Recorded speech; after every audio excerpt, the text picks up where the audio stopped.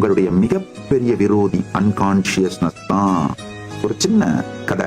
ஒருத்தர் அவருடைய ஆபீஸ்ல லஞ்ச் பிரேக் வந்த உடனே அவருடைய லஞ்ச் பாக்ஸை திறக்கிறாரு. ஃப்ரெண்ட்ஸ் எல்லாம் உட்காந்துருக்காங்க. திறந்துட்டு ஐயோ இதே கத்திரிக்காயாச்சே அப்படின்னு அந்த கத்திரிக்காயை சபிச்சுட்டு சாப்பிட்டுறாரு. மறுநாள் லஞ்ச் பாக்ஸை திறக்கிறாரு. அதே மாதிரி அவங்க ஃப்ரெண்ட்ஸ் எல்லாம் உட்காந்துருக்காங்க. அடச்சி இதே கத்திரிக்காயா அப்படின்னு கத்திரிக்காயை சபிச்சுட்டு சாப்பிட்டுறாரு.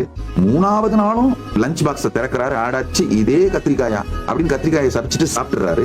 அவங்க ஃப்ரெண்ட்ஸ்க்குலாம் ஆச்சரியம் தாங்க முடியல. என்னையா உங்களுக்கு பிடிக்காத கத்திரிக்காயை உங்க ஒய்ஃப் ஏன் தினம் குக் பண்ணி உங்களை டார்ச்சர் பண்றாங்க அப்படின்னு மெதுவா முணுமுணுக்க ஆரம்பிச்சாங்க. அது யாருக்கும் அவர்கிட்ட கேட்கறதுக்கு தைரியம் வரல.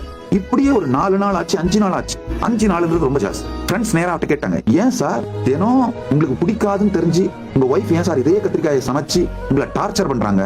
சொல்லுங்க சார். ரொம்ப பொறுமையா சொன்னாரா, நீங்க வேறங்க, நானே தாங்க சமைக்கிறேன். நல்லா புரிஞ்சுக்கோங்க. சமைக்கிற நேரத்துல நமக்கு பிடிக்காத ஒண்ணு சமைக்கிறோன்ற அளவுக்கு கூட கான்சியஸ்னஸ் இல்லாம இருக்கிறத எதையோ ஒண்ணு சமைச்சிடுறது.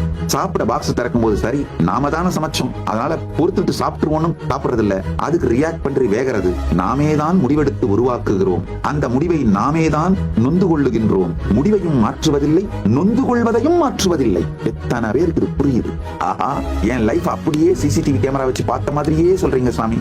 உடனே ஒரு கமெண்ட்டை தட்டி ஷேர் பண்ணி விடுங்க. உங்க ஃப்ரெண்ட்ஸ் யார் யார் இந்த மாதிரி இருக்காங்கன்னு உங்களுக்கு தோணுதோ அவங்களுக்கு எல்லாருக்கும் இதை டேக் பண்ணி விடுங்க.